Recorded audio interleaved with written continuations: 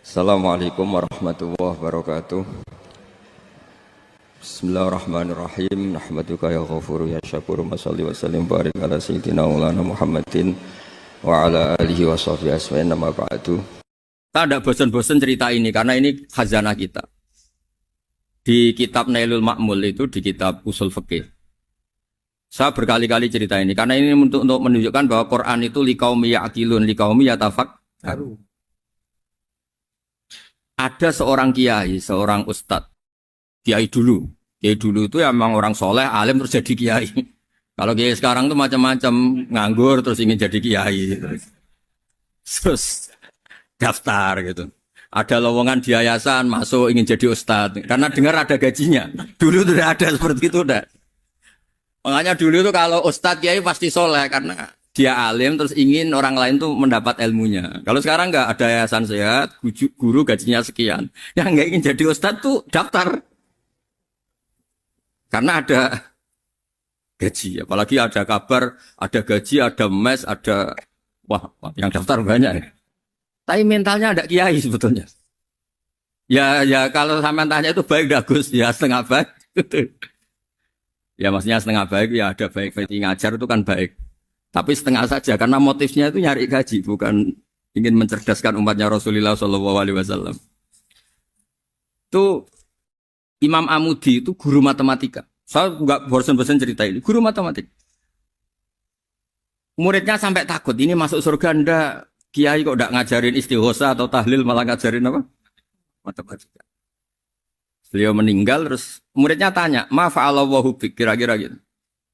Apa yang dilakukan Allah? Allah nyambut Anda gimana? Terus kata Imam Amudi, bagus saya disuruh ngajar malaikat. Karena malaikat kan tidak pernah kayak anak bagi gini ngaji gini. Malaikat itu tidak pernah ngaji. Dia iman saja karena tahu surga, tahu neraka, terus iman gitu aja. Jadi imannya malaikat itu nggak keren kita. Imannya loh ya. Loh itu yang ngendikan Nabi loh, tidak saya. Nabi pernah tanya sama sahabat, iman yang paling keren siapa? Jawabannya sahabat malaikat. Ya enggak, karuan malaikat iman. Dia yang tahu surga neraka, tahu segalanya, masa ada imannya? Pasti iman lah katanya. Terus ya para sahabat engkau iman ya wajar kan menangi saya, nemuin saya. Yang hebat itu orang-orang yang tidak melihat saya, tidak saya didik tapi tetap iman. Karena dididik akal, ya tadi dididik Quran, apa dididik Quran. Sama siapa? Teks bahasa Arabnya masang. Terus Imam Amudi kata Allah, suruh dia ngajarin para malaikat cara menemukan saya. Malaikat dikumpulin terus Imam Amudi disuruh ngajar. Sama singkat kata-katanya Allah di mimpi itu. Istadilla ala wahdaniyati. Bihadrati malaikati. Tolong ajarkan cara menemukan saya padahal Anda ini manusia yang tidak melihat saya. Anda di Jakarta kan melihatnya gedung-gedung. Paling jadi khayal terus nikmat lah. Anda ikut punya tapi ikut nikmati. Orang desa-desa kalau ke Jakarta itu pokrol. Wah di Jakarta tuh gedungnya tinggi-tinggi, tidak kayak kampung sini. Lu udah ikut punya, ikut bangga. Di Jakarta orangnya cantik-cantik, tidak kayak orang sini. Padahal dia ya tidak dapat orang cantik gitu. Jadi Allah tuh saking pinternya, miskin-miskin ya bisa berkhayal dan bahagia. Nah, itu alhamdulillah betul. Akhirnya itu apa ini anak-anak begini saya tak niati ngajar standar anak-anak akademik. Terus pertama yang diajarkan hanya bilang gini, sama siapa teksnya? Ya malaikat wahai para malaikat. Terus beliau bilang, nisbatus naini wassalasah ila malanihayatalahu nisbatul far'i ilal asli. Angka itu jumlahnya berapapun, 2, 3 sampai triliunan. Semuanya itu nisbatul far'i ilal asli. Binisbat ilal wahid nisbatul far'i ilal asli. Angka 2 ya cabangnya 1, 3 ya cabangnya 1, 1 triliun ya cabangnya 1. Tetap yang asal usul adalah angka 1. Itu nangis semua malaikat. Cara Jawa itu mandekman kue iman kaya imanku. Makanya imannya umat Rasulullah SAW itu PD-nya, yakinnya kayak imannya malaikat. Kalau Tuhan itu 1. Karena angka agak bisa dimulai kecuali dengan angka 1. Makanya nisbatus naini wassalasah ila malani hayatalahu iku nisbatul far'i ilal asli. Semuanya itu nisbatnya cabang ke induk. Berarti semua alam raya ini tetap asal usulnya 1. Yaitu qul huwallahu ahad. Nah, itu namanya akal. Umatnya Rasulullah itu ditinggali mukjizat akal lewat panduan Quran sehingga meskipun kita tidak menangi Rasulullah, tidak menangi sahabat, kita tidak tahu malaikat Jibril, tapi cara iman kita ini tidak kalah keren. Yakin hakul, yakin. Terus kedua, gambar. Kamu gambar rumah, gambar hewan, gambar apa saja, mesti dimulai satu titik. Entah gambar kamu bagus, entah jelek, tetap dimulai satu titik. Nah, titik ini namanya nuqtatul wujud. Semua alam raya dimulai dari satu titik, yaitu nuqtatul wujud. Makanya Quran dimulai bismillah, dan bismillah itu dipilih sama Allah pakai pertama ba itu ada titik. Itu kata semua ulama, itu titik itu singkatan dari bi kana makana wa bi yakunu mayakun. Karena saya semuanya ada. Bi itu karena saya. Jadi makanya santri-santri beki, tidak usah bayangkan kamu jadi wali terus bisa terbang ke Mekah, tidak usah.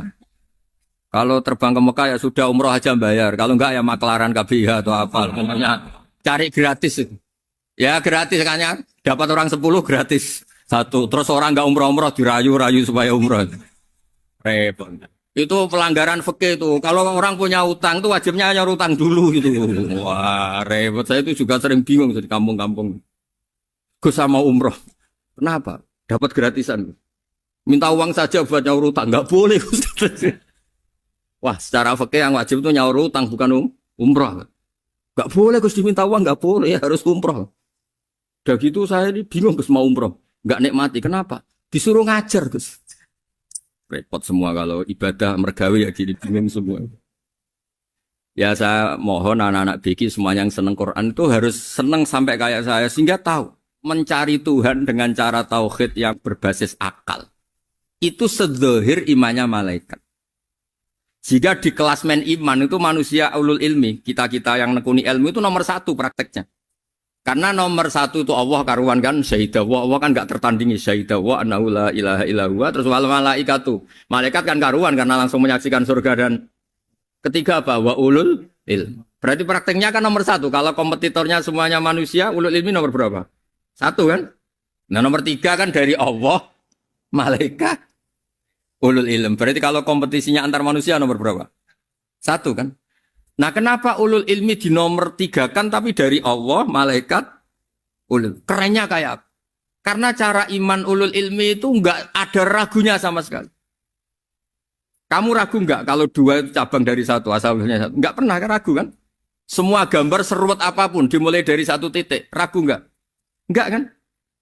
Nah, imannya umatnya Nabi karena dipandu oleh Quran itu seyakin itu, sehakul yakin itu. Nah, itu terus Jubair bin itu jadi iman. Am khuliqu min ghairi syai'in am humul khaliq. Terus kata Allah lagi, kalau kamu tidak percaya saya yang bikin langit bumi ya gampang dong, kamu saja yang ngomong kalau kamu yang bikin. Paling orang sepakat kamu stres. Terus hanya ayat gitu, am khalaqus samawati wal ardh. Kalau kamu tidak yakin Allah yang bikin, ya silakan Anda klaim saja kalau kamu yang bikin langit bumi. Bala yukinun. Kamu juga gak mau kan dibilang stres. Ya, ini ngaji ilmu dulu, nanti bagian terakhir ijazah. Bismillahirrahmanirrahim. Ini riwayatul Bukhari. Haddatsana Abdullah bin Yusuf, haddatsana Les, haddatsana Sa'id al-Maqburi an-Nabi Hurairah radhiyallahu anhu qala an-Nabi sallallahu alaihi wasallam. Ma minal anbiya'i nabiyyun illa qad u'tiya minal ayat ma mithluhu amana alaihil bashar. Wa innama kana alladhi utituhu wahyan awhahu wa ilayya fa arju an akuna aktsarahum tabi'an yaumal qiyamah. Dados kita tahu semua nabi itu punya mukjizat. Ya, semua nabi itu punya apa? Mukjizat. Mukjizat itu hal yang luar biasa yang memastikan manusia itu tidak bisa menyainginya atau menandinginya. Dan rata-rata mukjizat Nabi dulu itu fisik. Misalnya ontanya Nabi Soleh itu kan onta tapi keluar dari batu, itu kan aneh. Aneh sekali. Atau tongkat Nabi Musa bisa simsalabim mengeringkan laut apa? Merah. Semua Nabi itu punya mukjizat dan semuanya berbentuk fisik. Kecuali mukjizatul Rasulullah Shallallahu Alaihi Wasallam itu berupa Al-Quran. Al-Quran itu konsep ilmiah. Terus kata Rasulullah SAW, tapi saya karena Quran itu justru berharap pengikutku besar dan sampai hari kiamat. Sekarang kita logika ya. Andekan kamu punya tongkatnya Nabi Musa. Kalau kamu suka uang, kepikirannya dijual apa dipakai? Kalau kamu suka uang, dipakai. Kalau kamu ahli suudon itu pikirannya ndak, ini asli ndak. Karena yang melihat di Turki itu ya sebagian gitu. Kalau yang suka perdukunan itu bayangkan tuh miliknya. Mungkin dipakai ngakali orang atau apa, pokoknya bayangkan tuh miliknya. Kalau yang kolektor pikirannya itu nanti ini laku berapa. Tapi kalau peneliti mungkin pikirannya itu ini asli apa enggak? Bukti aslinya apa? Repot lah. Lagi pula kalau kamu punya utang terus mau apa? Istri kamu marah mau apa? Kalau pakai tongkat. Nah, beda dengan mukjizatnya Quran itu semuanya apa? Ilmiah. Orang yang sedang harmonis dengan istri bisa pakai ayat di antara ayat-ayat Allah itu apa? Wa ja'ala bainakum mawaddatan warahmah. Nanti kalau ditakdir cerai, saya tidak menyarankan cerai. Kalau ditakdir cerai, itu masih dimotivasi sama Allah. Wa iya tafarraqa yughnillahu kullam min sa'ati. Jika suami istri itu cerai, jangan-jangan suaminya dapat istri lebih baik, istrinya nanti dapat suami lebih baik. Jadi yang masa lalunya ada keprahara. Kan banyak orang suaminya meninggal ketika nikah lagi ditanya, kangen sama suami pertama, alhamdulillah ini lebih baik. Padahal suaminya yang meninggal itu berharap istrinya ini kangen, ternyata dia sudah syukur dapat suami yang lebih baik. Jadi Quran itu menunggui kita ila yaumil qiyamah. Kita tidak bunuh diri, itu ya barokahnya Quran. Karena problem apapun kita dinasihati sabar, dinasihati sabar. Kan nggak mungkin kamu pegang tongkatnya Nabi Musa, punya masalah apa saja ngelihat tongkat, bisa apa tongkat. Tapi kalau Quran kan nasihat, solusi. Makanya Nabi berharap dengan Quran ini, saya berharap pengaruh saya, pengikut saya terbanyak ila yaumil qiyamah. Terus beliau dikomentari begini sama, ini Fathul Bari, sarahnya Bukhari. Al-muradu anna mu'jizatil anbiya inqaradat binkiradi a'sorihim. Falam yushahidha illa man hadaraha. Problem mukjizat nabi-nabi dulu itu kan fisik. Sehingga yang tahu kalau Nabi Soleh punya unta yang ajaib, itu yang tahu ya hanya yang hadir saat itu. Yang tahu kalau tongkat Nabi Musa bertuah, itu juga yang tahu hanya yang hadir saat itu. Selebihnya tahu tongkat ya di museum. Tapi kalau Quran menjadi solusi, menjadi panduan, menjadi pegangan itu ila yaumil qiyamah. Kita beri contoh ya, Quran panduan yang paling gampang misalnya begini. Dulu ini cerita ya. Dulu itu ada orang kafir cerdas namanya Jubair bin Mut'im. Itu saking pinternya dia, pinter juga tokoh. Itu sebagai delegasi pembebasan Asra Badrin. Jadi tawanan-tawanan perang Badar itu mulai dulu ya ada negosiasi mau dibebaskan. Terus orang-orang kafir ini menugaskan namanya Jubair bin siapa? Mut'im. Ini ada di Bukhari. Karena ini ngaji di Jakarta, kalau orang nggak tahu hadis juga tanya ini sahih enggak gitu. Wong nggak tahu kok tanya itu aneh. Padahal kalau dibodoni itu ya nggak tahu. Tapi ya tetap tanya, hadisnya ini sahih enggak. Ini kata kiai apa kata nabi ini ya. Memangnya kata nabi kamu dengar kan ya lewat kiai. Emang. Setelah itu Jubair itu datang ke Medina. Dengerin, datang ke mana? Medina. Kemudian dengar Nabi baca Wattur pas sholat maghrib. Jubair karena Nabi dulu gak ada hotel, gak ada pondok ya. Pondoknya Nabi hanya sufah itu. Nabi baca maghrib, bukan diskusi, bukan debat. Baca Wattur wa kitabi mastur firrokim mansur wal baitil ma'mur wasaqufil marfu wal bakhril masjur. Terus itu. Kemudian sampai pada titik ayat am khuliqu min ghairi syai'in. Masa manusia atau alam raya yang maujudat, yang nyata, yang wujud nyata. Kemudian asal-usulnya itu ketiadaan. Ini kan hadhil alam maujud. Alam ini kan nyata. Masa sesuatu yang nyata, penciptanya itu tidak nyata. Jadi nggak mungkin ada faham nihilisme. Kalau faham nihilisme berarti melahirkan teori begini. Al-adamu yakhluqu maujudan. Sesuatu yang tidak ada, menciptakan yang... Itu kan akal nggak bisa nerima. Kalau sesuatu ini ada, penciptanya pasti ada. Terus Akhirnya Jubair bin Mut'im itu simpuh di depan Rasulullah terus bilang, "Ya Muhammad, kada qalbi ayatir." Hampir saja hati saya terbang. Kalau riwayatnya Imam Ahmad, faka'an nama sudi qalbi, hati saya ini hancur. Semua teori yang saya bawa untuk ngelawan kamu sekarang luluh semua, hancur semua. Yang benar adalah teori Anda bahwa Tuhan itu satu dan Tuhan itu ada sebelum semua makhluk. Coba kalau Nabi Muhammad ada Jubair bin Mut'im terus menyembunyikan tongkat dekat mihrab. Terus dilihat ini apa. Paling pikirannya ini dari kayu apa. Terus yang bentuk tongkat itu tukang pemahatnya siapa. Kok kurang keren kalau di Blitar gimana ya. Kan malah panjang. Kira-kira kalau mukjizat itu dari tongkat itu malah panjang. Panjang lah pokoknya. Panjang. Lagi pula kamu coba kan gak ngarah mandi. Itu yang mandi kan nabinya bukan tongkatnya. Coba tongkatnya Nabi Musa coba anak-anak beki itu. Dipakai mukul kucing aja tidak mesti mati itu. Jadi nggak jelas mukjizat-mukjizat seperti itu nggak. Tapi kalau Quran menunggui sampai saking hebatnya Quran, teori rasionalitas soal kampanye di mana-mana.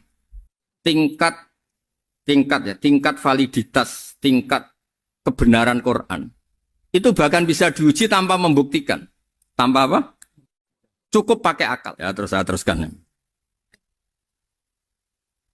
Fala yamurru terus al-murad anna mu'jizatil anbiya in qaradat bin qidari asaim satu wa mu'jizatul Qur'an mustamirratun ila yaumil qiyamah wa kharquhu lil adat fi uslubihi wa balaghatihi wa ikhbarihi bil mawhibat. Terus kata ini yang ngarang Fathul Bari sarahnya Imam Bukhari. Fala yamurru asrun minal a'sar illa wa yadharu fihi shay'un mimma akhbaru bi annahu sayakun yadullu ala sihhati da'wahu. Wa hadza aqwal muhtamilat wa takmiluhu fil ladzi ba'da wa qilani ya anal al makna anal mukjizat al madiyah kanat khissiyatan tusyahadu bil absar kana qati sholeh wa asa Musa.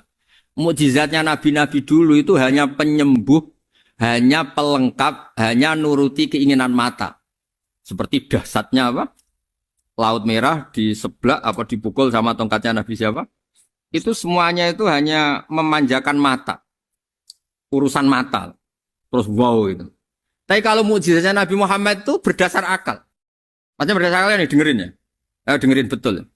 Ketika Laut Merah terus tersibak kan wow itu keren kan.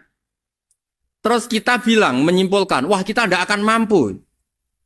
Itu bodoh sekali kesimpulan kita tidak akan mampu. Meskipun bikin nyamuk Anda juga tidak mampu. Loh untuk memutuskan tidak mampu saja kok sampai pertunjukan seperti itu tuh laopo, cek goblok gitu.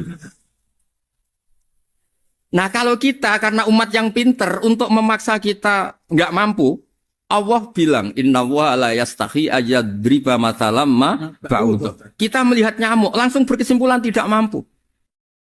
Saya berkali-kali cerita nyamuk itu sudah kecil, masih punya urat, uratnya kayak apa? Masih punya kuman, kumannya seberapa? Ya enggak. Nyamuk itu kecil, punya organ tubuhnya punya urat. Itu kalau kamu pinter, antara tongkatnya Nabi Musa menyibak Laut Merah sama nyamuk itu sama-sama berkesimpulan melahirkan satu faham bahwa kita tidak. Loh, untuk memaksa tidak mampu saja kok menuju pertunjukan ada onta keluar dari batu, Nakotu Soleh, ada tongkat yang bisa mengeringkan laut.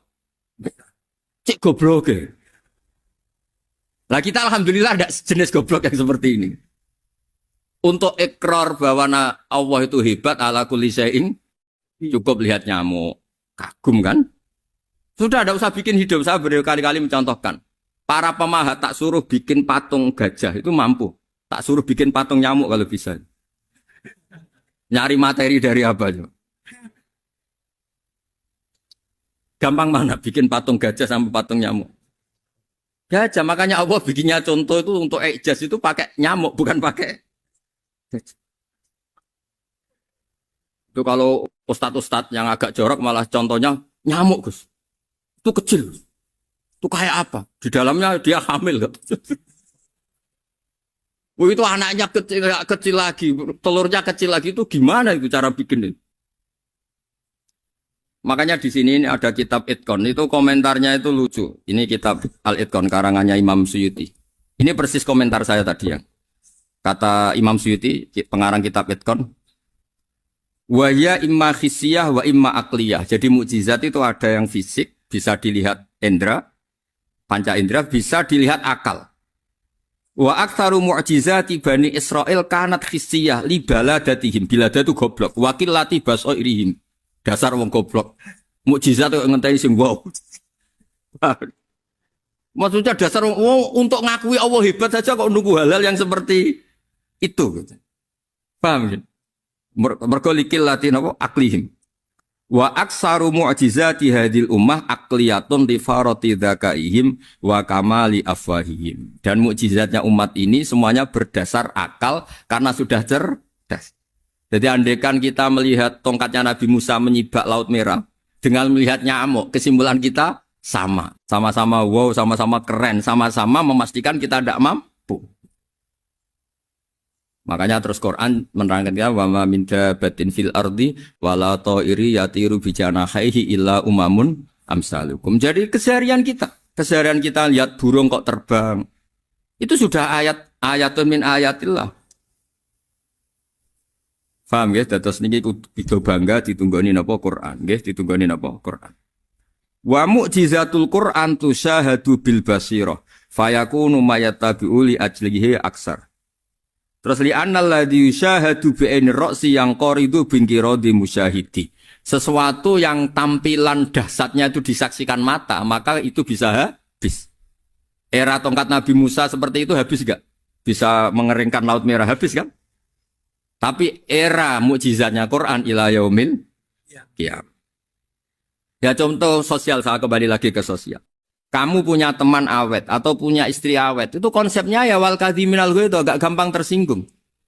Coba kalau kamu setiap tersinggung putus, setiap tersinggung habis, kamu tidak punya teman, tidak punya istri. Sampai kita awet seperti ini, kalau kecewa ya wal kadhiminal ghaidh, ngempet. Termasuk saya ini, biasanya ngaji khusus terus baca gini ya kecewa. Tapi barokahnya diwarai Quran wal kadhiminal ghaidh, ngempet Gus, ngempet. Terus kecewa sama teman, kenapa tidak putus? Karena wal afina Aninna sudah, kalau kecewa maafkan. Coba kalau kita kecewa presiden demo, kecewa menteri demo, kecewa orang tua minggat. Ya kalau dicari, kalau tidak kan malu. Saya itu punya teman tak tanya, kecewa besar sama bapak itu. Kenapa tidak minggat? Malu. Kenapa malu? Takut gak dicari. Itu orang tuh paling malu itu kalau keluar dari rumah nggak di. Saya punya teman lagi, saya ini takut mati Gus. Kenapa? Takut istri saya tidak nangis Gus. Itu kematian terburuk itu kalau mati tahu istrinya ada nangis, itu malu betul itu.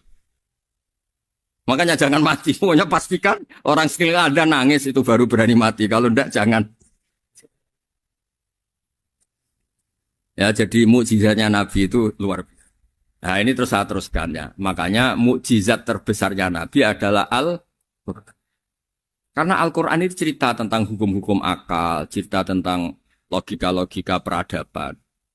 Misalnya logika peradaban, contoh paling gampang. Di Quran itu ada sekian ayat yang Allah cerita peradaban. Misalnya wa ahsinu innallaha yuhibbul muhsinin. Itu dikutip, terus kemudian disimpulkan dalam peradaban. Kata Sayyidina Ali karramallahu wajhah ngendikannya gampang. Ahsin man syi'ta takun amirah. Kamu berbuat baik saja sama seseorang, maka otomatis kamu akan jadi pemimpinnya. Ada orang nggak tamat SD, nggak tamat papa, gobloknya minta ampun. Tapi karena gaji seorang pakar, kamu tak gaji 1 bulan 1 miliar, perusahaan saya jadikan besar. Itu dikongkan ngalor ngidul ya nurut. Hanya karena dia ihsan. Terus wastaghni amman syi'ta takun nadhira. Saya ulang lagi. Wastaghni amman syi'ta takun nadhira. Dan kamu jangan butuh orang lain, siapapun dia, maka kamu akan setara.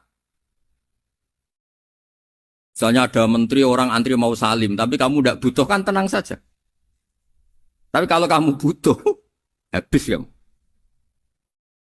Ya kan? Kamu tidak butuh seseorang, maka kamu posisinya akan setara. Kamu harus sopan karena punya utang jasa. Kalau nggak punya apa-apa kan setar. Ya enggak? Misalnya kamu jajar rektor atau jajar menteri, jajar apa saja. Kalau kamu tidak punya utang kan, kamu jajar menteri tidak punya utang. Sama jajar satpam tapi punya utang, takut mana?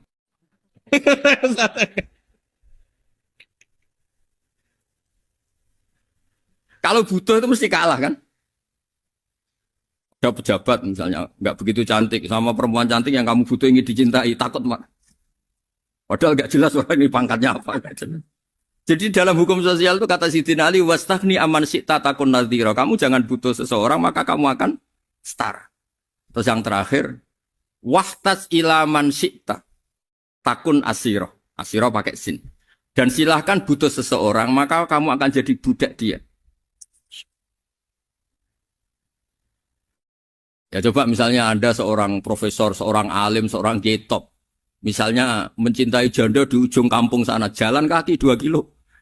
Padahal itu gak tamat SD. Tapi gara-gara seneng, kacau kan? Logika kepangkatan hilang semua kan? Jadi itu hukum peradaban. Itu mewakili isi-isi sosial yang diterangkan Quran. Ya, jadi paketnya 3 tadi ya. Ahsin man syi'ta takun amirah. Kamu berbuat baik sama seseorang, maka kamu bisa memimpin. Wastaghni amman syi'ta takun nadhira. Kamu jangan butuh seseorang, maka kamu akan setara. Bok kamu ketemu orang terkaya di dunia. Yo ketemu orang terkaya di dunia, kamu jejer, kamu tidak butuh dia. Tenang kan bisa setara kan? Tapi kalau butuh, harus sopan, ngajukan proposal, harus berakhlak karimah. Makanya sekarang, Anda kok berakhlak kenapa? Ternyata mau nyalek. Biasanya Anda berakhlak kok berakhlak. Ada apa ini? Makanya guyonan di Rembang itu Beb Husein itu. Kalau ada orang mendadak sopan sama temannya, temannya curiga, kok tumben sopan, mau utang ya?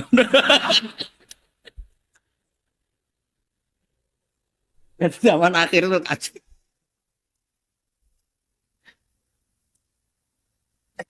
Ya di semua daerah gitu ya sama Pak Rektor ya. Kalau ada teman biasanya nggak sopan kok sopan, itu temannya curiga. Ini Pak Rektor UI ini kok tumben sopan, ada apa ya? Karena di mana-mana orang butuh itu pasti beretika. Kamu punya teman paling berdua, kalau mau utang berakhlak gak?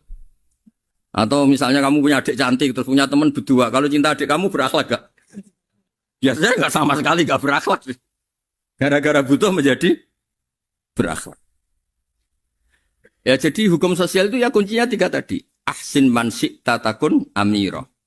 Wastaghni amman syi'ta takun nadhira. Terus wahtas ila man syi'ta takun asira. Kalau kamu butuh seseorang pasti kamu dibikin hina. Asir itu tawanan. Nah, Quran itu bicara sosial itu lengkap. Dan itu yang nunggui kita. Kita punya tetangga yang kurang baik, ya seneng. Punya tetangga baik, ya seneng. Kata Imam Syafi'i, saya berkali-kali cerita.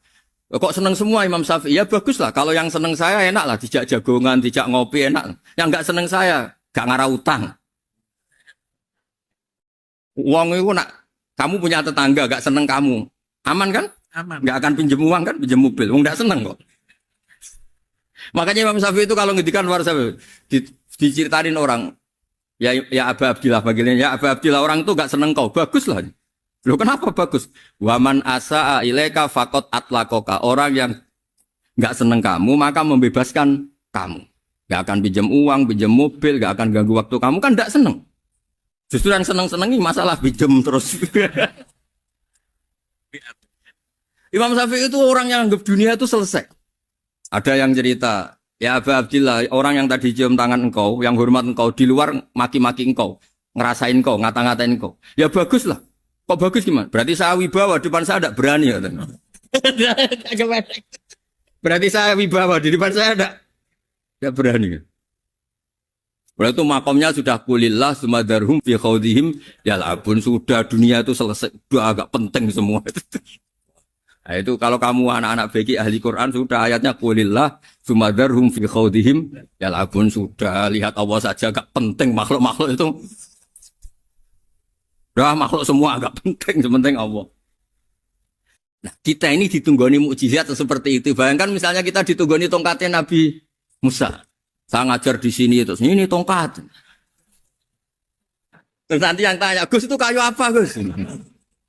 Nanti yang kolektor tanya itu harganya berapa, Gus? Ruwet apa? Terus yang ahli suudon itu asli gak, Gus? Wah. Yang ahli suudon kan mesti tanyanya gitu, itu asli enggak, Gus? Repot-repot pokoknya. Tapi kalau Quran kan jelas.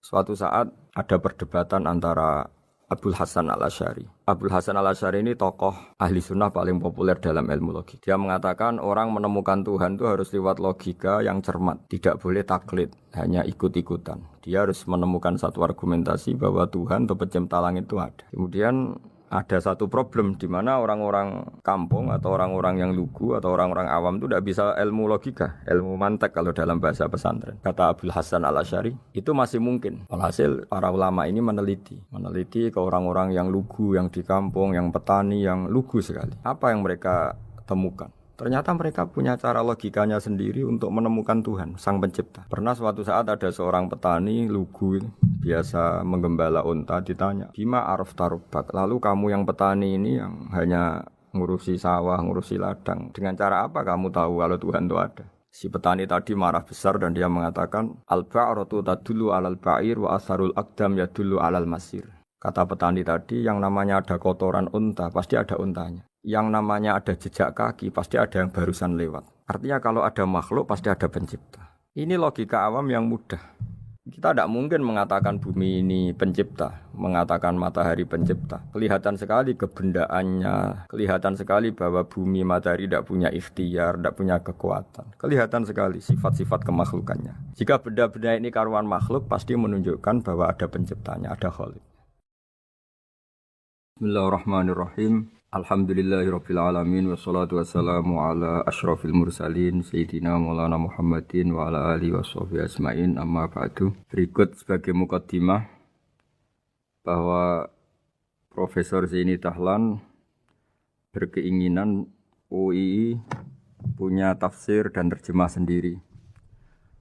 Lewat proses yang panjang dan melibatkan tim, di antaranya saya, terbitlah tafsir versi UII, juga terjemah versi UII.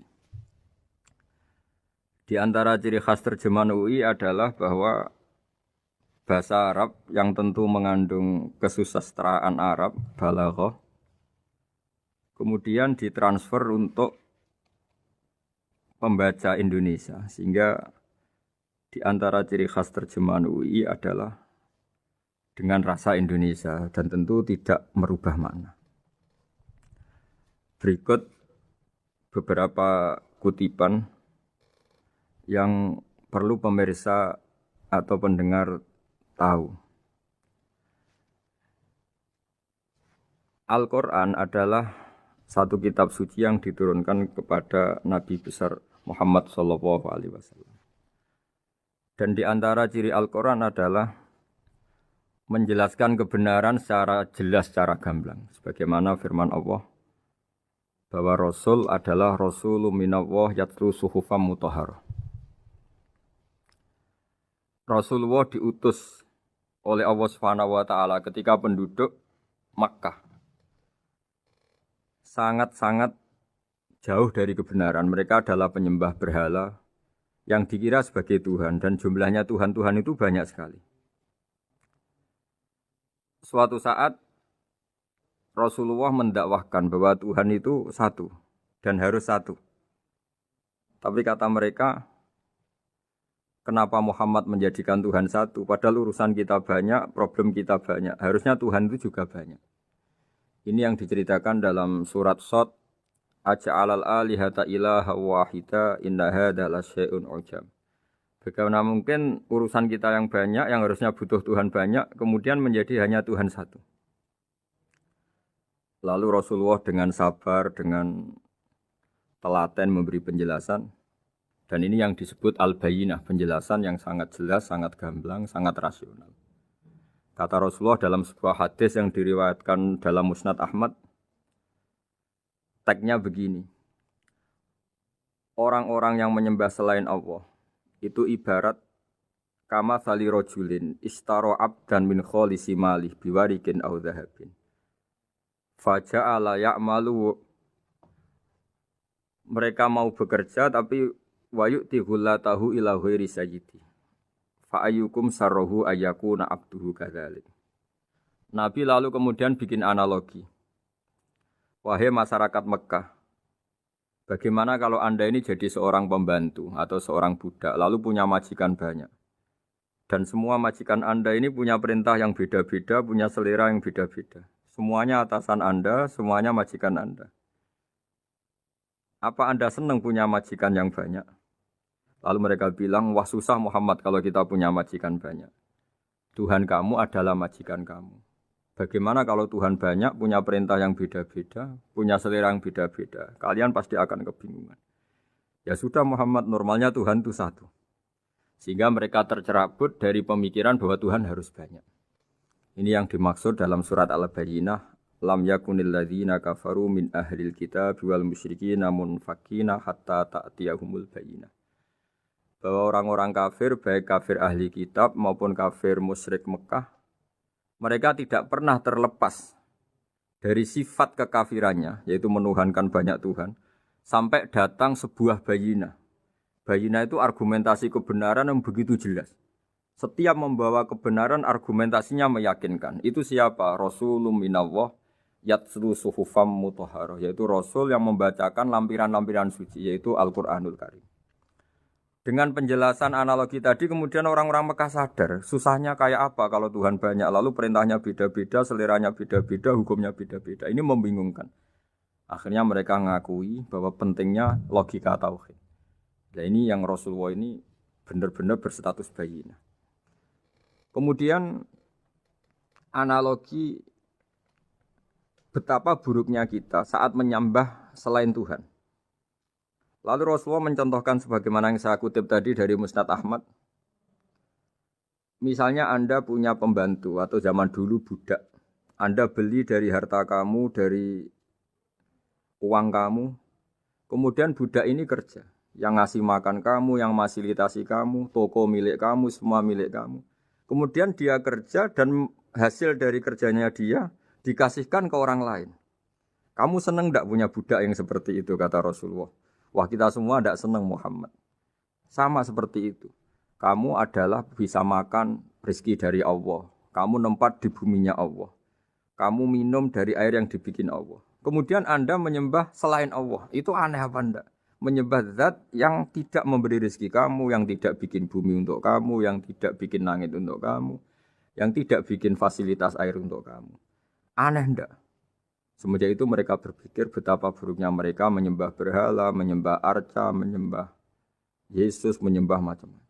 Nah ini yang disebut Rasulullah adalah orang yang benar-benar bayyinah. Ketika melontarkan kebenaran, benar-benar jelas sehingga diterima secara akal yang sehat. Karena semua akal yang sehat akan menerima agama ini disebut fitratallahi allati fatarana 'alaiha. Bahwa agama ini agama fitrah. Orang yang normal, yang cara berpikir normal pasti menerima agama ini. UII dengan terjemahan ini dan dengan tafsir ini ingin memberi penjelasan simbol-simbol yang ada di beberapa surat. Di antara lagi yang di bab muamalat. Betapa Rasulullah itu punya logika yang benar-benar mudah diterima. Dulu orang Arab dalam bab muamalat jual beli biasa menjual kurma masih kecil, masih belum jelas jadi kurma yang baik apa enggak. Kalau istilah orang Jawa masih pentil ini. Kalau bahasa Arab qobla buduwi solahiha. Calon buahnya itu belum pasti jadi buah. Kemudian masih bunga, masih apa sudah dijual. Dengan transaksi, asumsi, harga andekan sudah jadi kurma. Kalau dalam Jawa mungkin jual mangga sebelum tua masih pentil, masih kecil. Lalu kata Rasulullah, kamu jangan melakukan itu. Kenapa ya Rasulullah padahal kita butuh uang? Kata Nabi, Ara'aitum in mana Allahu as-samra fa bima yastakhillu ahadukum mala akhi. Bagaimana kalau buah-buah yang masih kecil itu kemudian berguguran karena satu musim atau karena apa? Lalu kamu mendapat uang itu atas nama apa? Yang dikatakan tijaro adalah muawadhah. Pembeli dapat barang, kamu dapat uang. Lalu kalau barang yang ada enggak menjadi buah yang baik, Anda menerima uang itu atas nama apa? Rasulullah secara haru, secara mengingatkan nurani kita dengan redaksi fabima yastahillu ahadukum mala akhi. Lalu kamu mendapat uang saudara kamu atas nama apa? Kalau atas nama buah, mereka belum mendapat buah. Akhirnya ada kesadaran bersama bahwa sebaiknya kita menjual sesuatu itu yang pembeli ya dapat barangnya, yaitu dalam konteks ini buah yang sudah layak dijual, kita dapat uangnya. Ini lagi-lagi Rasulullah al-Bayyinah, sekali memberi penjelasan begitu jelas. Ketiga misalnya di bab jinayat, di bab hukum pidana. Rasulullah kalau bikin logika itu begitu jelas, mudah diterima. Misalnya begini, suatu saat Rasulullah bersabda, Al-qatil wal maktul finnar. Orang yang membunuh dan yang dibunuh sama-sama di neraka. Tentu dalam konteks saling bunuh yang dalam kedzaliman. Lalu sahabat janggal. Ya Rasulullah, oke lah kalau pembunuh itu masuk neraka. Ini bagaimana mungkin yang dibunuh pun masuk neraka? Rasulullah dengan jelas, dengan bayinah, dengan hujjah, beliau menjawab, innahu kana harison ala qatli sahibihi. Sebetulnya yang terbunuh pun mentalnya pembunuh, karena dia sangat juga ingin membunuh saudaranya. Nasibnya saja yang menjadikan dia terbunuh. Hanya sahabat tahu, oh ya ternyata maktul dalam konteks duel adalah mentalnya qatil juga. Sehingga karena mentalnya qatil dia tetap di neraka. Meskipun prakteknya dia menjadi maktul yang terbunuh. Nah ini yang dimaksud oleh Allah, bahwa Rasulullah ini bisa menghilangkan tradisi kemusyrikan, bisa menjungkir balikkan, menghancurkan kemusyrikan, karena Rasulullah bisa menjelaskan secara detail hatta ta'tiyahumul bayyinah. Bayyinah adalah Rasulun minallah yatslu suhufam mutahharah. Jadi ini yang insyaallah sebagai kajian kita, bahwa kita butuh sekian penjelasan untuk mengenang dan membuktikan bahwa Rasulullah adalah benar-benar al-bayyinah. Dari sekian contoh tadi, pendengar bisa tahu betapa agama ini mudah diterima oleh akal. Sehingga di beberapa ayat disebut agama ini liqaumi ya'qilun, liqaumi yatafakkarun. Agama ini bagi kaum yang bisa berpikir, agama ini bagi kaum yang mau berangan-angan. Dulu untuk menghilangkan kemusyrikan dengan logika kafir Mekah bahwa urusan kita banyak, harus Tuhan banyak. Itu panjang sekali. Di antaranya ada ayat yang spesifik tentang itu. Daraballahu mathalan rajulan fihi syuraka mutasyakisuna wa rajulan salamal lirajul. Hal yastawiyani masalah. Allah membuat satu perumpamaan, yaitu di surat Daraballahu mathalan rajulan fihi syuraka di surat Zumar ayat 29. Allah membuat satu perumpamaan bagaimana andaikan Anda jadi seorang pembantu atau asisten. Lalu Anda punya majikan banyak yang seleranya beda-beda. Kemudian dibanding misalnya Anda jadi pembantu dengan satu majikan yang akhlaknya baik, komitmennya baik. Anda milih mana? Lalu orang-orang kafir Mekah menjawab, Muhammad tentu kita milih punya majikan satu yang baik. Kalau majikannya banyak kita jadi repot. Lalu mereka kata Rasulullah, ya sudah kalau gitu Tuhan kamu satu saja jangan banyak. Kalau banyak jadi repot.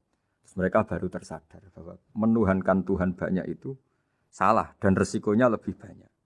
Ini disebut munfakina hatta ta'tiyahumul bayyinah. Mereka orang-orang musyrik enggak mau tercerabut dari akar kemusyrikannya sampai datang al-bayyinah. Sebuah bukti kebenaran yang begitu jelas, begitu nyata. Siapa kebenaran itu? Rasulun minallah yatslu suhufam mutahharah. Yaitu Rasulnya Allah yang membaca lampiran-lampiran suci. Lampiran-lampiran suci ini dalam bahasa Arab diikutkan wazan isim maf'ul disebut mushaf. Makanya kitab suci ini ditulis di sohifah. Kalau dalam bahasa Arab lampiran itu sohifah, dijamakkan kata jamaknya suhuf. Kemudian ketika dicetak, dijilid disebut mushaf.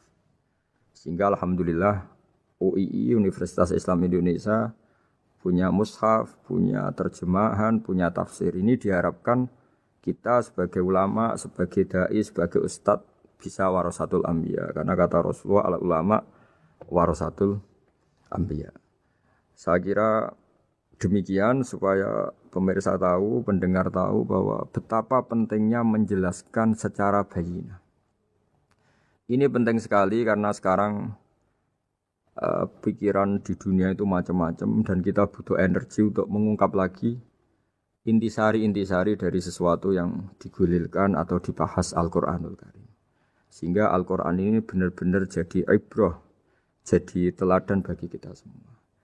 Jangan sampai karena kita lupa mengkaji Al-Qur'an sehingga hukum-hukum Al-Qur'an menjadi mandek. Kita harus terus mensosialisasikan supaya Qur'an ini hidup. Caranya gimana? Masyarakat dirangsang supaya tahu al-bayyinah. Contoh yang terakhir sebelum menutup perjumpaan kali ini, misalnya dulu orang kafir Mekah itu janggal. Karena mereka juga punya kajian bahwa Nabi itu bersyarat harus turunan dari bangsa Israel. Karena semua Nabi itu pasti turunan Nabi Ibrahim. Yaitu Nabi Ibrahim punya anak yang bernama Ishak. Ishak punya anak yang bernama Yakub. Yakub ini yang nanti punya anak Yusuf, sehingga Yusuf bin Yakub bin Ishak bin Ibrahim. Ketika nabi-nabi ini hidup di Palestina, di Yerusalem, itu kayak jadi aturan bahwa nabi itu harus turunan Bani Israel. Sehingga ketika orang-orang kafir Mekah dari kelompok ahli kitab, ketika Rasulullah Muhammad mendakwahkan diri sebagai nabi, mereka janggal bagaimana mungkin nabi dari orang Arab. Nabi itu harusnya orang Yerusalem atau orang Palestina. Kemudian Allah memberi penjelasan, fihi ayatum bayyinatum maqamu Ibrahim, bahwa Muhammad adalah turunan Ibrahim. Bukti nyata adalah di Mekah ada jejak kakinya Nabi Ibrahim, yaitu yang sekarang kita sebut maqam Ibrahim.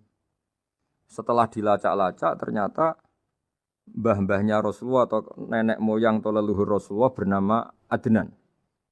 Adnan ini kata sejarah-sejarah disepakati wa Adnanu bila raibin intadzawil ulumin nasabiyah ila dzabihi Ismail nisbatuhu wa muntama. Bahwa Adnan ini tertulis secara sejarah lengkap bahwa dia turunan dari Nabi Ismail. Ismail adalah anak dari Nabi Ibrahim. Kemudian makom Ibrahim ini juga dibuktikan sekian sejarah bahwa Ibrahim pernah di situ. Yaitu ketika Hajar, ibu dari Ismail, kesulitan nyari air, lalu lalang lari antara Safa dan Marwah, kemudian kita kenang sekarang bernama Sa'i. Kemudian dekat Ka'bah ada namanya Hijir Ismail, karena dulu jadi kamarnya Nabi Ismail. Hijir, hujro itu kamar atau ruang khusus untuk Nabi Ismail. Sehingga jelas sekali bahwa Ibrahim, Ismail, Hajar pernah hidup di Mekah. Lalu lagi-lagi orang kafir Mekah yang dari kelompok ahli kitab sadar bahwa Muhammad jadi nabi layak karena dia juga turunan dari Ibrahim alaihis salam. Ini yang disebut fihi ayatum bayyinatum maqamu Ibrahim, bahwa di kawasan Mekah, kawasan Bakkah atau kawasan Hijaz jelas sekali ada jejak-jejak Nabi Ibrahim. Lagi-lagi ini bayyinah. Nah, bayyinah ini yang bisa menghilangkan sifat kemusyrikan, sifat kekufuran, karena lewat penjelasan yang panjang ini kemudian benar-benar diketahui bahwa Muhammad jadi nabi itu sah. Karena dari segi dakwahnya benar, perilakunya benar, hujahnya benar. Sekarang dari segi nasab juga benar karena beliau termasuk keturunan dari Nabi Ibrahim alaihissalam lewat jalur Ismail. Ini penting kita ketahui dan perlu kita kaji supaya istilah-istilah di Al-Quran kita tahu. Makanya banyak istilah di Al-Quran misalnya wattaba'tu millata abai. Kita ngikuti agama leluhur kami. Di situ disebut ada Ibrahim, ada Ishak, ada Ismail, ada Yakub. Kenapa demikian pendengar? Bahwa karena agama ini butuh tradisi. Dan tradisi ini menjadi komunitas sosial. Sehingga ketika tradisi ini sudah mantap, insya Allah lewat kebenaran agama ini akan menyingkirkan kemusyrikan. Contoh paling mudah begini, Nabi itu melarang orang menyembah batu. Tapi kemudian dalam tradisi Islam sendiri ada orang sholat kemudian sujud. Yang secara zahir sujud itu mencium batu atau mencium masjid tempat kita sujud. Apalagi kita mencium Hajar Aswad. Secara kasat mata seakan-akan kita ini menghormati betul Hajar Aswad. Sehingga orang kafir mencibir. Muhammad itu aneh. Dia melarang kita menyembah batu tapi dia sendiri mencium Hajar Aswad seperti itu. Dia sendiri menyembah batu. Orang kalau sujud seakan-akan seperti itu. Tapi lewat penjelasan Nabi, bahwa kita sujud hanya kepada Allah. Kita kalau sujud baca sajadah wajhililladzi khalaqahu wa sawwarahu wa syaqqa sam'ahu wa basarahu bihaulihi wa quwwati fatabarakallahu ahsanul khaliqin. Wajah kami sujud kepada zat yang menciptakan wajah kami, yang mengasihi kita pendengaran, yang mengasihi kita pandangan. Hanya Allah saja yang ahsanul khaliqin, hanya Allah saja zat yang paling baik dalam penciptaan. Ini penting sekali saya katakan bahwa sehingga sujud kita yang seperti itu adalah simbol tawadhu. Tidak ada kaitannya dengan kita ini menyembah batu. Sehingga kita tradisikan ke anak-anak saat sujud baca subhana rabbiyal a'la wa bihamdi. Kita ajarkan mereka bahwa semua selain Allah adalah ciptaan Allah. Jadi andai kan nggak ada tradisi tauhid yang dijelaskan begitu detail. Saat kita haji bilang labbaik Allahumma labbaik, labbaik la syarika lak labbaik. Innal hamda wan ni'mata laka wal mulka la syarika lak. Ya. Setiap kita haji mengitari Hajar Aswad kita bilang nikmat semua dari Allah. Enggak ada syarik bagi Allah, enggak ada mitra bagi Allah, enggak ada sekutu bagi Allah. Sehingga karena ini kita maklumatkan, kita kumandangkan, meskipun umat Islam itu mencium Ka'bah, mencium Hajar Aswad, enggak akan disalahpahami ini bentuk penuhanan kepada Hajar Aswad atau kepada Ka'bah. Karena kita ungkapkan innal hamda wan ni'mata laka wal mulka la syarika lak. Enggak ada syirik, enggak ada mitra bagi Allah. Sehingga dari sekian talbiyahnya Rasulullah kita tahu ini bentuk pemaklumatan tauhid. Bahwa tauhid harus dikumandangkan lewat kalimat-kalimat thayyibah, lewat pemikiran-pemikiran logika hujjah bahwa Tuhan pasti satu dan yang jadi Tuhan hanya Allah Subhanahu wa taala. Karena andekan ini tidak dikumandangkan, kemudian ada ritual yang secara lahir kasat mata nyium Hajar Aswad. Nanti seperti tuduhannya orang kafir bahwa Islam itu aneh, melarang menyembah batu, tapi nyatanya ada ritual mencium batu. Sebab itu tidak menjadi aneh ketika Imam Bukhari termasuk rawi besar, termasuk hadis sahih yang meriwayatkan Sayyidina Umar atau Umar radhiyallahu anhu. Itu setiap mencium Hajar Aswad beliau berkomentar, saya tahu betul kamu hanya batu. La tadurru wa la tanfa. Tidak memberi madarat, tidak memberi manfaat. Kalau saja saya tidak melihat Rasulullah mencium kamu, maka saya tidak mau mencium kamu. Dulu di era itu ada momentumnya. Kenapa sih Umar radhiyallahu anhu atau sahabat Umar susah-susah memberi penjelasan seperti itu? Karena dulu masih ada salah paham bahwa mencium batu itu identik dengan misalnya menuhankan batu atau mendewa-dewakan batu. Sehingga Umar berutuh memberi penjelasan. Sayyidina Umar memberi begitu penjelasan detail bahwa kamu hanya batu yang tidak mandoroti, tidak manfaat.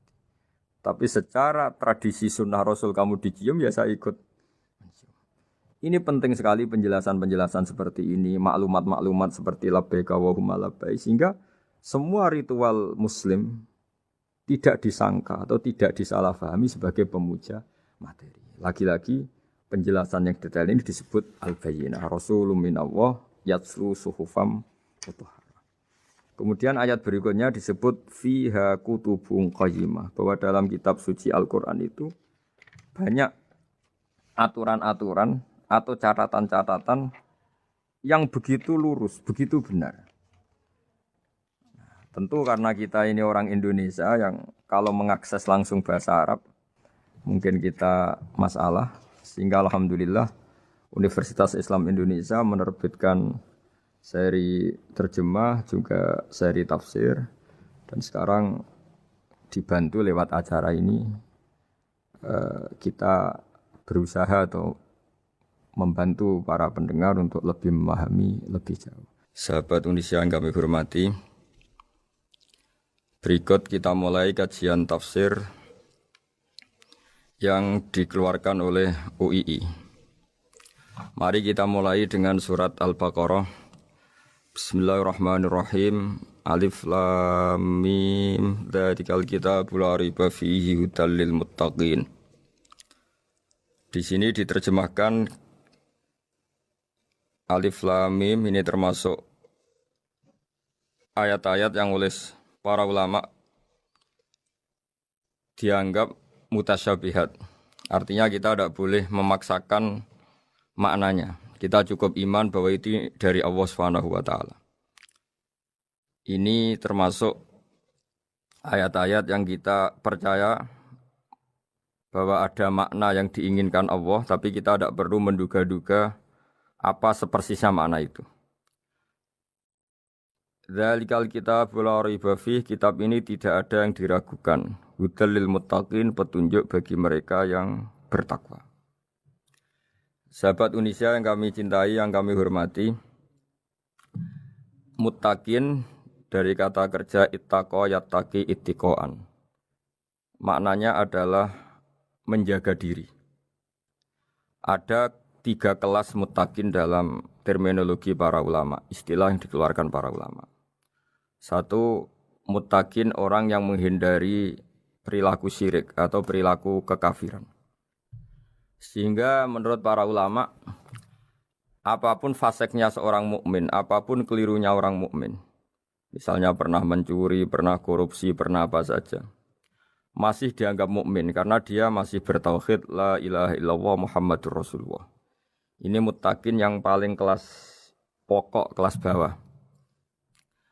Kemudian ada muttaqin kelas kedua, yaitu mereka yang menghindari dosa besar tapi tidak bisa menghindari dosa kecil. Misalnya bisa menghindari dosa zina, tapi dia bisa menghindari dosa melihat perempuan yang bukan mahramnya, yang bukan halal bagi dia. Ketiga muttaqin paling ideal, yaitu menghindari dosa besar, juga menghindari dosa kecil, bahkan menghindari sesuatu yang tidak penting. Ini yang dalam terminologi ulama disebut para wali atau para ulama, yaitu yang dalam ayat ala inna awliya Allahi la khaufun alaihim wa lahum yahzanun. Ini penting kami jelaskan kelas-kelas muttaqin supaya bahwa mukmin tidak pernah keluar dari status iman meskipun dia pernah melakukan satu kesalahan besar. Karena yang dikatakan mukmin adalah siapapun yang meyakini kebenaran risalah Muhammad, risalah yang dibawa Muhammad, berarti dia mukmin. Soal dia melakukan dosa atau apa saja itu menjadikan dia fasik, tapi tidak keluar dari status mukmin. Ini yang dimaksud dalam sebuah hadis, man qala la ilaha illallah dakhalal jannah. Siapapun yang pernah melafadzkan la ilaha illallah iman, maka dia pasti nanti masuk surga. Kemudian ada beberapa pertanyaan dari para sahabat dengan masa lalu orang itu yang macam-macam, Nabi tetap menjawab meskipun dengan masa lalu yang macam-macam. Sebab itu perlu dikaji serius, sebagaimana ada yang ditafsir Sawi bahwa muttaqin itu dari kata kerja ittaqa yattaqi ittiqaan atau ittaqa yattaqi taqwan. Ini maknanya orang yang menjaga diri. Tentu menjaga diri ini ada yang kelas premium, kelas sempurna. Jadi sesuatu apa saja yang bahaya kita jaga, termasuk dosa kecil, melakukan hal yang tidak penting. Ada orang mukmin yang hanya bisa menjaga dari dosa kekafiran, dosa kemusyrikan. Ini pun dengan segala kesalahannya masih ada kemungkinan dimaafkan Allah. Karena Allah pernah berfirman, innallaha la yaghfiru ayyushraka bihi wa yaghfiru ma duna dzalika liman yasha. Allah tidak akan memaafkan dosa syirik, tapi Allah masih bisa memaafkan atau masih berkenan memaafkan dosa di luar syirik. Kemudian yang perlu dimengerti oleh sahabat Indonesia adalah makna la raiba fihi. Ini yang perlu kami ungkap, bahwa Al-Quran ini tidak ada keraguan padanya. Tidak ada keraguan ini yang mudah kita teliti karena kita orang Indonesia, mungkin rasa-rasa sastra Arab enggak kental.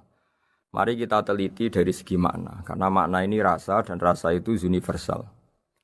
Begini misalnya, dulu orang-orang kafir Mekah karena mereka penyembah berhala, penyembah Tuhan-Tuhan yang banyak, itu memprotes. Mereka memanggil tentu masih Muhammad, belum ya Rasulullah. Muhammad, kamu mengajak ke Tuhan berapa? Rasulullah menjawab, ke Tuhan yang satu. Lalu mereka bertanya, Muhammad urusan kita ini banyak, problem kita banyak. Tuhan banyak saja tidak bisa menyelesaikan, apalagi satu Tuhan. Ini yang diceritakan dalam sebagian ayat disebut, Aja'alal alihata ilaha wahida inna hadza lasyai'un ujab. Bagaimana mungkin Tuhan itu satu? Harusnya Tuhan itu banyak karena urusan kita banyak. Lalu Rasulullah dengan bimbingan Tuhan, bimbingan Allah mendatangi mereka, kemudian Nabi menjelaskan, Tuhan itu adalah ketua kalian, Tuhan itu adalah pimpinan kalian. Bagaimana kalau Anda jadi pembantu kemudian punya majikan banyak, punya penguasa banyak, punya tuan banyak. Kemudian semua tuan-tuan Anda ini memerintahkan Anda dengan perintah yang beda-beda. Apa kalian mau punya majikan atau pimpinan yang banyak? Mereka menjawab tidak, Muhammad. Terus mereka akhirnya sadar bahwa problem Tuhan banyak itu tentu lebih sulit, lebih problem. Karena nanti perintahnya beda-beda, keinginannya beda-beda.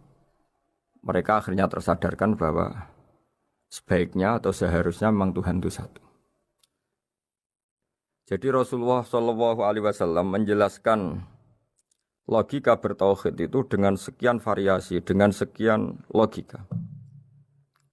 Kemudian Nabi kedua juga menjelaskan logika kompetisi.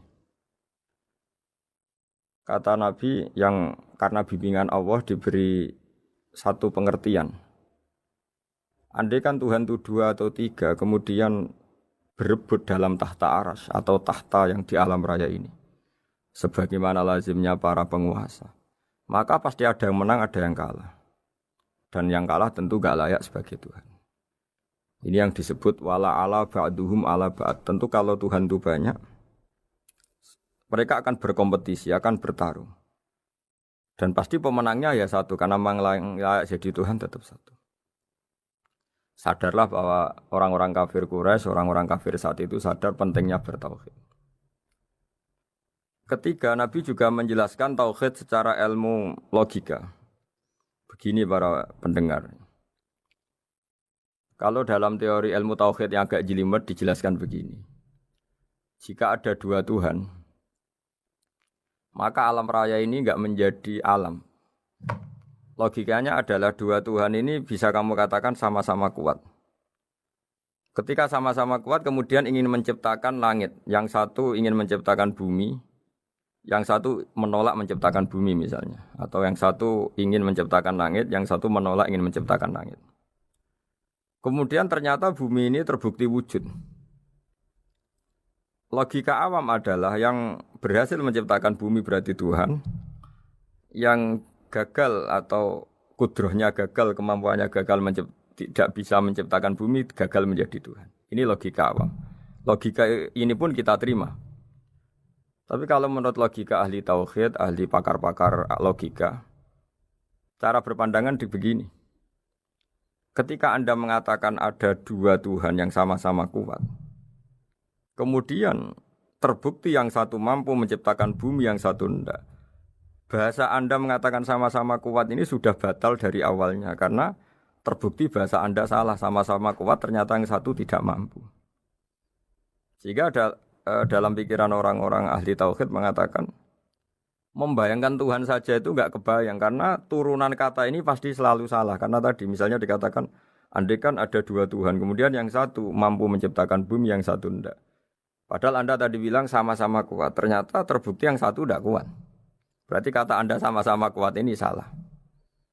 Ini pula yang diajarkan Rasulullah lewat bimbingan Allah, lewat wahyunya yang disebut Lau kana fihi ma alihatun illallahu la fasadata. Karena kalau ada 2 Tuhan pasti kamu sifati sama-sama kuat. Ternyata sifat sama-sama kuat ini batal demi hukum karena ternyata yang satu tidak mampu menciptakan bumi. Atau kamu sifati 2 Tuhan ini sama-sama lemah. Itu tidak mungkin lagi karena ternyata bumi ini terbukti wujud. Pasti penciptanya ini tidak yang sangat kuasa. Jadi logika-logika tauhid sedemikian dibangun oleh Rasulullah lewat bimbingan Allah Subhanahu wa taala. Logika keempat supaya kita iman dan tambah kuat imannya adalah logika yang mudah dicerna oleh kebanyakan orang atau yang bisa diindra. Begini misalnya dalam sebuah ayat di surat Al-Kahfi, kemudian di awal surat Al-Ahqaf, kemudian di sebagian surat At-Tur, ada penjelasan begini. Ketika Rasulullah mengajak manusia menyembah Allah, kemudian orang-orang kafir tanya, lalu Tuhan kamu siapa Muhammad? Tuhan saya adalah Allah menciptakan langit bumi. Terus mereka berandai-andai, ada Lata, ada Uzza, ada Manat, ada Hubal. Itu Tuhan-Tuhan kami. Terus Rasulullah bertanya, apakah Tuhan-Tuhan yang kamu sembah itu memberi kontribusi saat langit dan bumi diciptakan? Mereka menjawab, tidak Muhammad, itu Tuhan-Tuhan yang kami bikin. Begitu juga asumsi tentang Tuhan-Tuhan yang lain. Apakah Isa ikut menciptakan bumi atau menciptakan langit? Tentu jawabannya tidak. Karena Isa lahir di bumi, orang tahu tanggal lahirnya, tahu tahunnya, dan sebelum ada Isa juga sudah ada bumi. Sehingga untuk menetapkan tauhid, berkali-kali Quran tanya, Amman khalaqas samawati wal ardo, siapa sih yang menciptakan langit bumi? Siapa sih yang menurunkan air dari langit? Siapa yang mengatur ini, itu. Akhirnya mereka menjawab, itu semua Allah Muhammad. Begitu juga kemungkinan setan, misalnya setan itu fisik atau makhluk atau apa saja yang tidak kita lihat. Kemudian setan itu lewat rayuannya, lewat tipu dayanya ingin disembah. Kata Allah menjelaskan ini, ma asyadduhum khalqas samawati wal ardi wala khalqa anfusihim. Kamu tidak perlu takut sama setan atau apalagi menuhankan setan.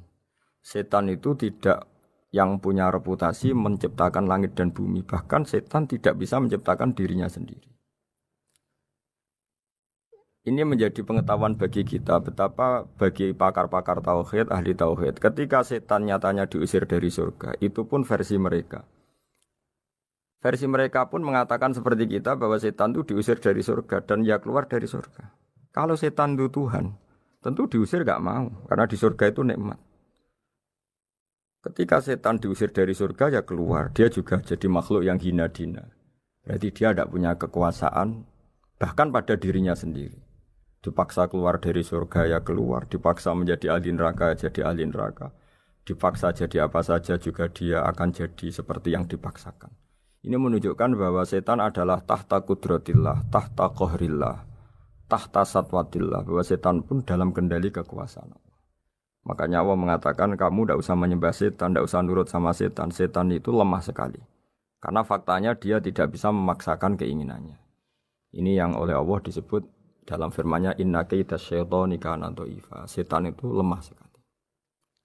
Ini perlu saya sampaikan ke para pendengar Unisia bahwa bertauhid itu ada sekian logika.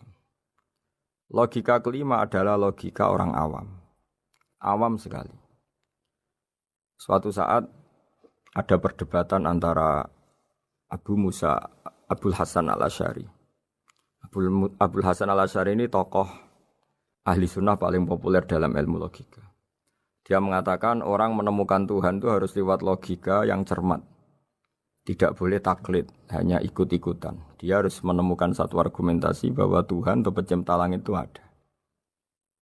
Kemudian ada satu problem di mana orang-orang kampung atau orang-orang yang lugu atau orang-orang awam itu tidak bisa ilmu logika, ilmu mantek kalau dalam bahasa pesantren.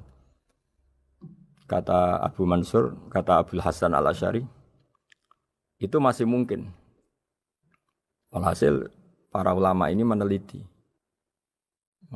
ke orang-orang yang lugu, yang di kampung, yang petani, yang lugu sekali. Apa yang mereka temukan? Ternyata mereka punya cara logikanya sendiri untuk menemukan Tuhan, Sang Pencipta. Pernah suatu saat ada seorang petani lugu, biasa menggembala unta, ditanya, Bima araf tarubak, lalu kamu yang petani ini yang hanya ngurusi sawah, ngurusi ladang, dengan cara apa kamu tahu kalau Tuhan itu ada? Si petani tadi marah besar dan dia mengatakan, Al-ba'ratu tadullu alal ba'ir wa asarul aqdam yadullu alal masir. Kata petani tadi, yang namanya ada kotoran unta, pasti ada untanya. Yang namanya ada jejak kaki, pasti ada yang barusan lewat. Artinya kalau ada makhluk, pasti ada pencipta. Ini logika awam yang mudah. Kita tidak mungkin mengatakan bumi ini pencipta, mengatakan matahari pencipta. Kelihatan sekali kebendaannya, kelihatan sekali bahwa bumi matahari tidak punya ikhtiar, tidak punya kekuatan. Kelihatan sekali sifat-sifat kemakhlukannya. Jika benda-benda ini karuan makhluk, pasti menunjukkan bahwa ada penciptanya, ada khalik. Dalam logika Bedui tadi, si Bedui tadi, kalau ada kotoran sapi, pasti ada sapinya. Meskipun sapinya sudah sekarang nggak terlihat, mungkin sudah jalan kemana. Sama, kalau ada jejak kaki, meskipun orang yang tadi lewat sudah kita nggak tahu, tapi kita pasti tahu, pasti ada yang lewat. Ini yang dimaksud dalam bahasa Arab, al-ba'ratu tadullu alal ba'ir, kalau ada kotoran sapi atau kotoran unta, pasti ada untanya. Wa atharul aqdam yadullu alal masir. Kalau ada jejak orang lewat, pasti tadi ada orang lewat. Nah, semua metode ini digunakan semua oleh Rasulullah. Logika yang bagi intelektual, logika bagi kaum awam, logika bagi kaum menengah. Ya tidak awam, tidak intelektual. Semuanya digunakan. Semuanya jadi media untuk memastikan bahwa logika tauhid ini logika pilihan. Logika yang benar-benar logika. Sehingga dalam banyak ayat disebut agama ini li kaum ya'qilun, li kaum yatafakkarun. Bagi kaum yang bisa berpikir, bagi kaum yang punya akal. Lalu kemudian kami teruskan alladzina yu'minuna bil ghaibi. Ini kata ghaibi bukan kayak dalam bahasa Indonesia misalnya setan atau hantu disebut barang gaib. Kata ghaibi dalam bahasa Arab adalah perbandingan atau lawan kata dari al-musyahad yang bisa disaksikan langsung lewat indera. Kita orang mukmin iman bahwa surga ada, padahal kita tidak pernah melihat surga. Kita mukmin iman bahwa neraka ada, padahal kita belum pernah melihat neraka. Ini sesuatu yang maghoba anil absor, yang mata kita tidak melihat, fisik kita tidak menyentuh. Kita pun iman.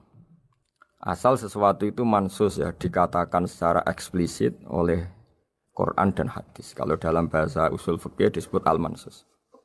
Ciri mukmin diantaranya adalah yang paling pokok alladzina yu'minuna bil ghaibi. Iman dengan sesuatu yang enggak kelihatan. Lalu kemudian para ulama cara pandang beda-beda. Bedanya bukan karena mereka bertentangan enggak, tapi ini menurut kelas rasa yang berbeda-beda. Bagi orang-orang sufi, Allah itu tidak bisa dikatakan al-ghaib, sesuatu yang enggak kelihatan. Karena Allah itu begitu jelas, az-zahir. Kata orang sufi, Allah itu zahir. Begitu juga dalam Asmaul Husna disebut Allah itu az-zahir. Begitu jelas. Karena orang yang akalnya mapan, hatinya mapan, melihat satu lemari yang bagus, pasti langsung mensifati bahwa pembuatnya adalah orang yang hebat. Orang yang melihat mobil mewah atau pesawat yang canggih, pasti kepikiran pertama adalah pasti pembuatnya canggih.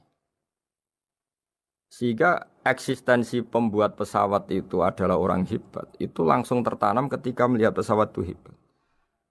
Bagaimana mungkin seseorang ragu akan kehebatan pembuat pesawat ketika melihat detail-detail pesawat? Pasti langsung kepikiran kalau pembuatnya itu hebat. Memutuskan bahwa pembuat pesawat hebat itu tidak harus ketemu yang membuat, juga tidak harus melihat. Tapi akal kita pasti meyakini pembuatnya itu hebat. Berarti keputusan menyimpulkan bahwa pembuatnya hebat adalah az-zahir begitu jelas. Begitu juga langit dan bumi, matahari semuanya tertata rapi. Air dengan fungsi manfaat yang sebegitu hebat, oksigen, semua tanaman, buah-buahan. Meskipun kita tidak pernah melihat Tuhan, tapi akal kita, nurani kita pasti berkeyakinan dan tahu betul pasti pembuatnya itu zat yang super hebat, super bijaksana. Sehingga dalam kategori ini Allah tidak bisa dikatakan sesuatu yang enggak tersentuh, yang enggak terjangkau. Allah itu az-zahir begitu jelas. Sehingga di antara Asmaul Husna disebut az-zahir. Sebab itu saya menganjurkan atau saya punya saran bahwa alladzina yu'minuna bil ghaibi itu contoh paling mudah itu kayak surga, kayak neraka. Kalau Allah sendiri itu az-zahir, mudah diketahui. Karena tadi orang yang melihat pesawat canggih pasti saat itu juga berkeyakinan dan itu pasti benar, pasti pembuatnya juga canggih. Nah, di sini disebut alam raya ini ayat, semuanya itu bukti kekuasaan Allah.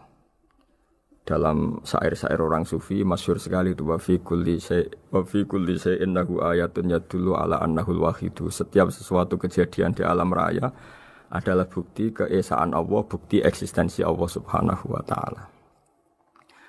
Sehingga dalam satu kisah normalnya orang itu paling tahu itu dengan dirinya sendiri. Karena dia adalah dia. Tapi kalau Imam Sibawai seorang pakar nahwu mengatakan a'raful ma'arif Allah. Di alam raya ini yang paling mudah dikenali itu ya Allah, pencipta. Karena andai kan kita sendirian di hutan, kemudian kita mulai punya akal, kita mungkin tidak tahu diri kita ini siapa.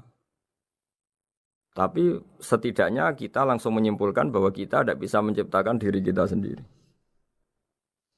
Ketika kita berkesimpulan tidak bisa menciptakan diri kita sendiri, pasti kita terus berkesimpulan ada di luar kita yang menciptakan kita. Nah, sebab itu kenapa sifat mencipta ini yang pertama kali dikenalkan oleh Allah kepada nabinya untuk dikenalkan kepada umatnya. Yaitu disebut Iqra bismi rabbikal ladzi khalaq. Muhammad, bacalah dengan nama Tuhanmu. Sifat Tuhan yang paling mudah dikenali oleh siapapun adalah sifat pencipta. Karena ketika seseorang yakin dia lahir sudah ada bumi, dia lahir sudah ada langit, dia pasti akan tahu bahwa dia ada penciptanya.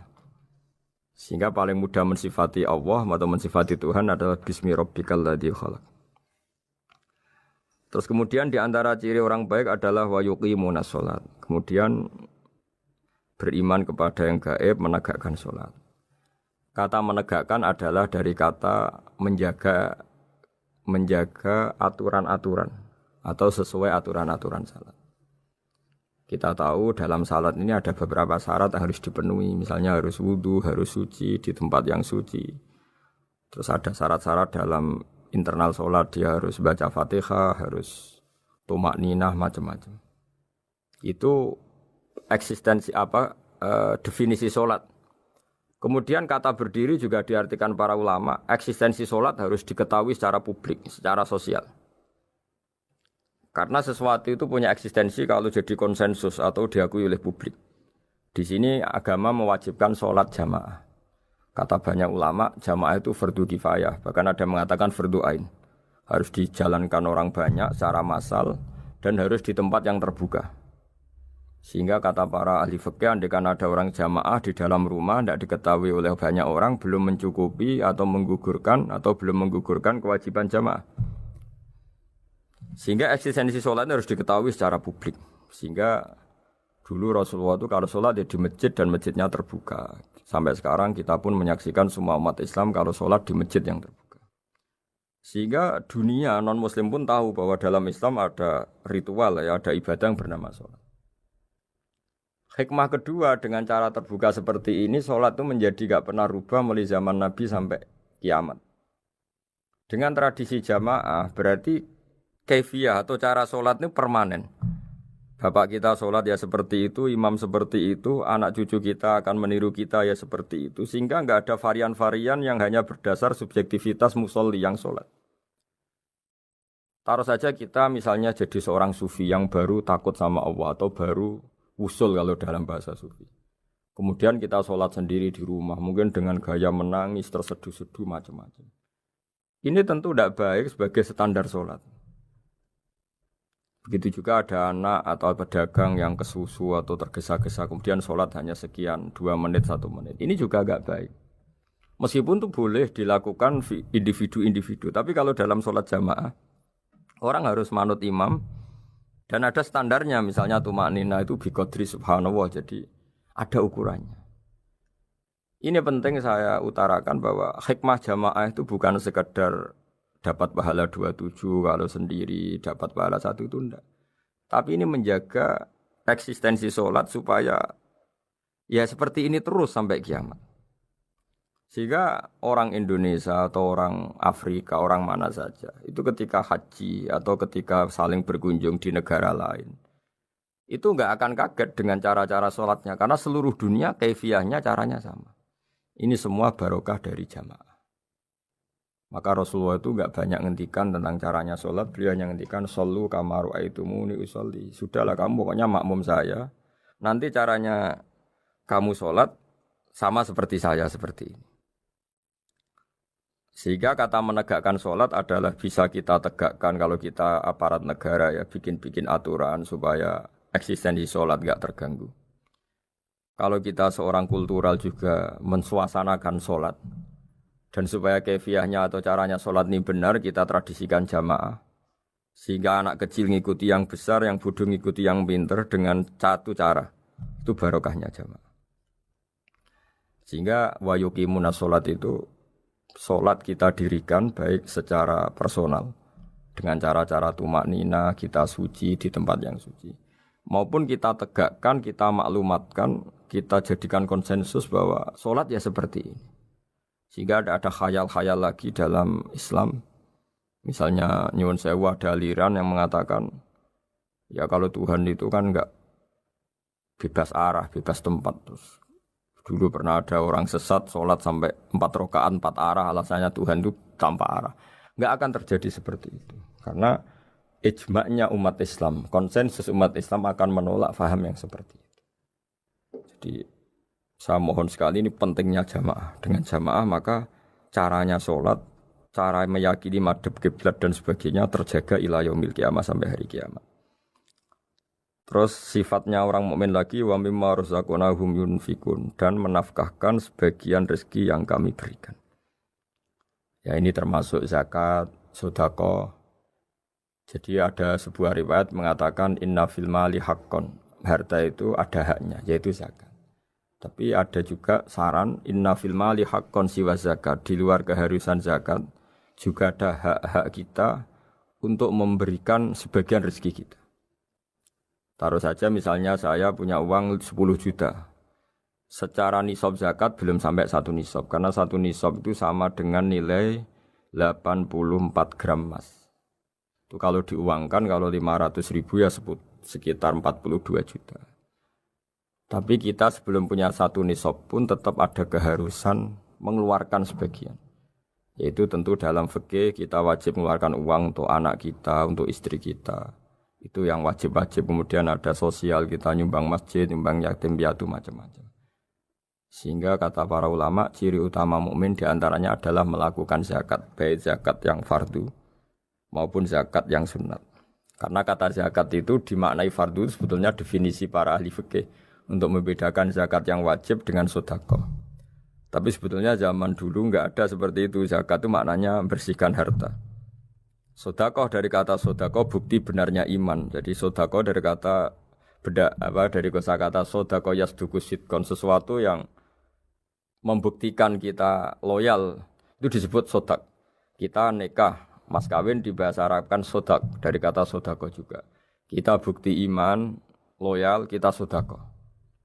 Bukti bahwa kita teman akrab disebut siddiq atau sodik. Kalau dalam bahasa Arab teman namanya juga sodik karena cara bertemanan secara benar, secara loyal.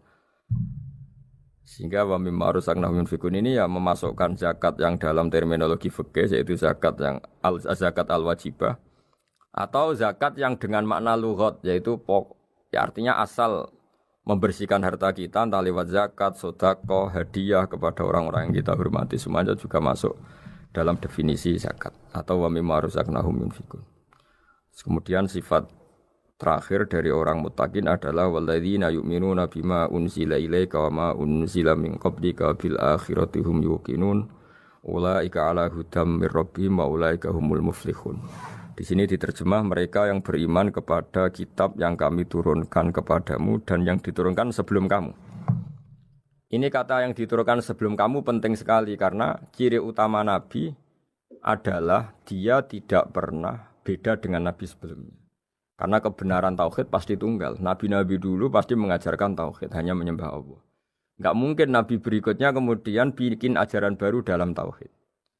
Sehingga andaikan semua kitab Injil, Taurat itu masih versi yang orisinil, pasti enggak ada yang beda dengan Quran. Karena ciri utama kebenaran adalah iman dengan Quran dan iman kepada kitab yang diturunkan sebelum Al-Quran. Wabil akhirati hum yuqinun, mereka juga yakin akan datangnya hari akhir. Itu bisa disebut yaumul ba'ats.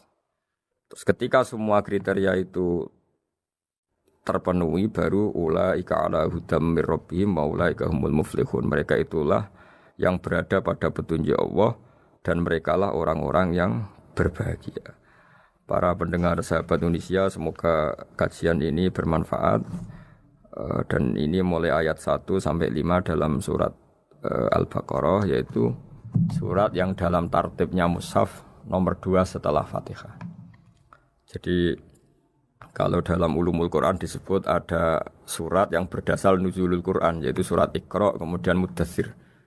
Ada urutan surat yang berdasar tartibul mushaf, yaitu yang kita punyai sekarang, yaitu Fatihah, terus Baqarah dan seterusnya.